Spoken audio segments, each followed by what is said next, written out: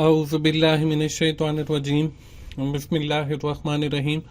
अस्सलाम वालेकुम दोस्तों, मैं हूं मोहसिन रज़ा और आप लोग देख रहे हैं 24/7 teachers online YouTube channel key to success YouTube channel and virtual student support services YouTube channel. दोस्तों, आज की जो हमारी वीडियो है वो CS504 सॉफ्टवेयर इंजीनियरिंग 1 की हमारी जो असाइनमेंट नंबर 1 आई है उस हवाले से है।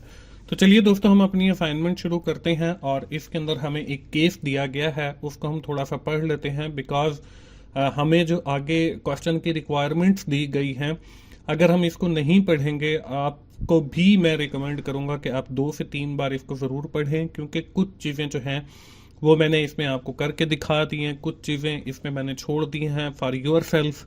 वो आप इसको जब 2-3 बार पढ़ेंगे तो वो आपको आइडिया हो जाएगा। केस क्या है जी? An online food ordering system is a website for the use of food delivery industry. This system will allow the restaurant to increase the scope of the business by reducing the labor cost involved. The system also allow for a quick and easy management on online menu. The customer can borrow and use the place of order with just few clicks. Restaurant employees then use the order through an easy navigate graphical interface for the efficient processing. An online food ordering system is process in which customer can order various food items from some local restaurant menu via the use of internet. Just by sitting in place, an order is delivered to the given location. The customer have register and then select food item for their choice from the menu list and order food online. When the customer finalize the order, then she can be add the item into the shopping cart. By checking out the shopping cart, his order will be delivered to the doorstep. The system will consist of two module, admin and the customer module. अब इसमें admin क्या करेगा? Admin will access to monitor everything. Admin can add, update, delete the restaurant. Admin can verify all the order. The customer has to create the sign up login. Customer can view the menu. Various restaurant customer can add the food item to the cart and then proceed to the checkout. After the checkout, customer have to select the item slot and payment method, debit card and cash delivery method. Besides all these, the system shall provide with the dynamic interface website. When the customer visited the page, it works quickly, responds to the task. The system must be easily portable from the platform to another. All the customer data are saved and protected by the management. This system perform all of function excellent without any problem. The website, the security protocol and the ensured by the user during the sign up process and the customer login cardinals will be keep safe and secure. Food lovers now tend to order goods through online ordering system and it is easier and fast. अब हमें यहाँ पे एक idea दिया गया। अब इसमें मैं आपको बताता चलूं कि हमें जो है पहली जो रिक्वायरमेंट दी गई है, पहला जो क्वेश्चन दिया गया उसमें हमें फंक्शनल रिक्वायरमेंट्स का पूछा गया। तो first of all we need to explain the what is meant by the functional requirement and the non functional requirement. Functional requirements are those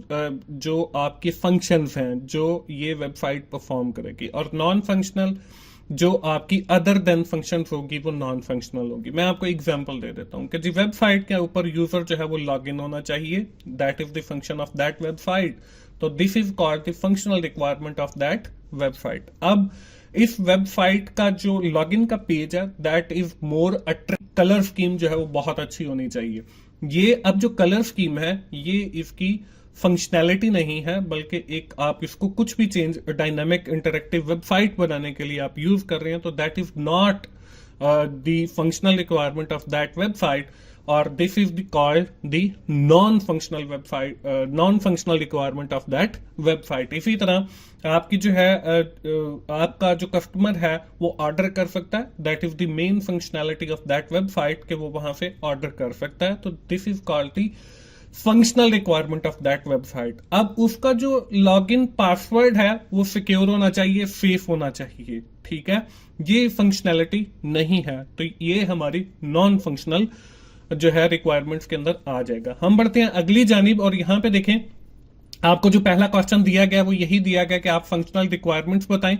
इसमें हमने जो है, मैंने आपको यहाँ पे जो है 5 फंक्शनल रिक्वायरमेंट्स बता रहा हूं, लेकिन I have already explain you के फंक्शनल रिक्वायरमेंट और नॉन फंक्शनल कौन सी होती हैं। इसमें बहुत सारी और भी फंक्शनल रिक्वायरमेंट्स मौजूद हैं। When you are preparing your assignment, तो आपका ये फर्ज बनता है कि आप उसमें से मजीद फंक्शनल रिक्वायरमेंट्स को निकालें और अपनी असाइनमेंट के अंदर ऐड करें, क्योंकि अगर मैं यहाँ पे सारी लिख देता हूं तो बहुत सारे बच्चे जो हैं वो same as it is copy कर लेते हैं। तो यहाँ पे मैं सिर्फ 5 रिक्वायरमेंट्स लिख रहा हूँ फंक्शनल, बाकी आपने खुद आइडेंटिफाई करनी है और उसको अपनी असाइनमेंट पे ऐड करना है to make your assignment unique.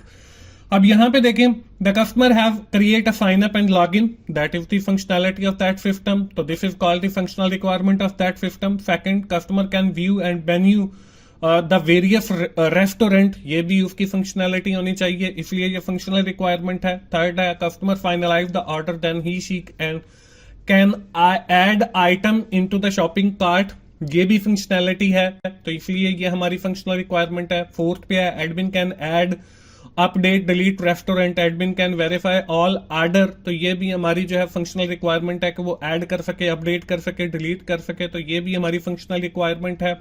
आखिरी जो है, after checkout customer have select the time slot for the payment and select the payment method, that is the debit card और क्रेडिट कार्ड और कैश ऑन डिलीवरी, तो ये भी हमारी जो है फंक्शनल रिक्वायरमेंट है उस वेबसाइट की। तो यहाँ पे मैं आपको बताता चलूं दोस्तों कि मैंने आपको पहले भी बताया कि मैंने जो है यहाँ पे सिर्फ 5 लिखी हैं, बाकी और भी हो सकती हैं, तो आप उनको जरूर आइडेंटिफाई करें और अपनी असाइनमेंट पे शामिल करें। और अगर कोई दोस्त मुझसे एलएमएस हैंडल करवाना चाह रहा है तो हम लोग जो है एलएमएस हैंडलिंग की भी सर्विसेज देते हैं, तो आप मेरे व्हाट्सएप पे मुझसे कॉन्टेक्ट कर सकते हैं 0301685211 के ऊपर। मेरा ये जो यूट्यूब चैनल्स हैं इनके ऊपर भी मेरा नंबर दिया गया अबाउट में, वहां से मेरा व्हाट्सएप का है, तो हम जो है एलएमएस भी हैंडल करते हैं। इसके बाद आगे चलते हैं। आगे जो हमें सेकंड रिक्वायरमेंट थी वो थी यूज केस डायग्राम बनाने की। अब यहाँ पे यूज केस डायग्राम बनाने के लिए यहाँ पे एक आपको रेक्टेंगुलर बॉक्स नजर आ रहा है, that is called the system boundary, कि आपका जो सिस्टम है इस बाउंड्री के अंदर वर्क करेगा। इसके बाद हम लोग बनाते हैं जी एक्टर्स। एक्टर अब इसमें देखें, पहला जो एक्टर है वो एडमिन का है, दूसरा एक्टर जो है डिलीवरी बॉय है और तीसरा जो है कस्टमर है। डिलीवरी बॉय मेरे हिसाब से होना चाहिए, लेकिन आपका जो केस दिया गया उसमें सिर्फ 2 ही एक्टर्स का बताया गया है, एक कस्टमर का एक एडमिन का। तो यहाँ पे डिलीवरी बॉय जो है वो मैंने खुद ऐड किया है, आप चाहें तो इसको ऐड कर लें, आप अगर इसको रिमूव करना चाहें तब भी कोई बात नहीं। आप देखें जो कस्टमर है फर्स्ट ऑफ ऑल वो साइन अप करेगा। अब ये देखें, कस्टमर से एक लाइन मैंने ड्रा की, इसकी तरफ ये इसकी फंक्शनैलिटी है कि साइन अप करेगा, और डिलीवरी बॉय भी जो है वो साइन अप करेगा और जो एडमिन है इसके पास इनकी रिक्वेस्ट जाएगी और वो इनको अप्रूव करेगा।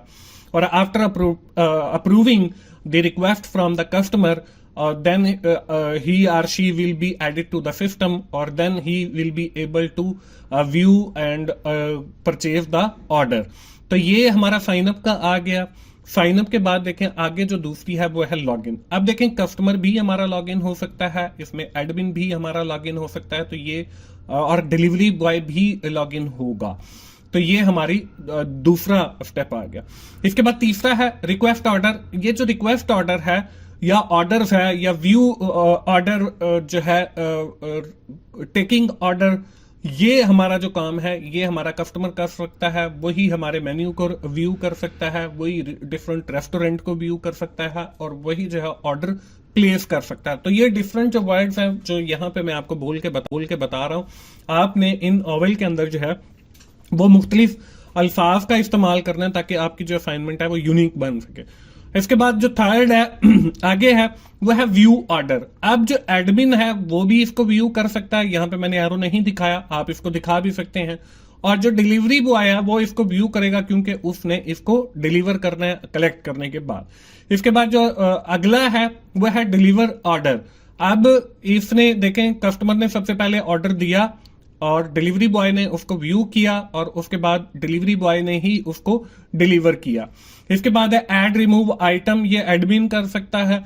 एडमिन जो है वो कस्टमर को भी ऐड कर सकता है, अपडेट कर सकता है, डिलीट कर सकता है। इसी तरह वो आइटम को ऐड कर सकता है, डिलीट कर सकता है, रिमूव कर सकता है। इसी तरह वो रेस्टोरेंट को ऐड कर सकता है, रिमूव कर सकता है, डिलीट कर सकता है। ये सारी चीजें इसलिए मैं बता रहा हूं कि आप लोग जो है यहाँ पे अलग अलग ऑविल के अंदर भी ये सारी चीजें लिख के केस जो है वो डायग्राम बना सकते हैं। यहाँ पे मैंने जो है वो इकट्ठा बना दिया है आपको सिर्फ सिखाने के लिए कि आपने यूज केस डायग्राम जो है कैसे बनाना है। इसके बाद आगे जो है वो है मैनेज आइटम। ये भी वही है कि आप ऐड कर सकते हैं, अपडेट कर सकते हैं, डिलीट कर सकते हैं। इसी का नाम बेसिकली मैनेजिंग है। इसी तरह कस्टमर का आप और भी लिख सकते हैं कि जी कस्टमर जो है वो कार्ट के अंदर ऐड कर सकता है, वो उसकी पेमेंट का मेथड है उसको भी आप लिख सकते हैं।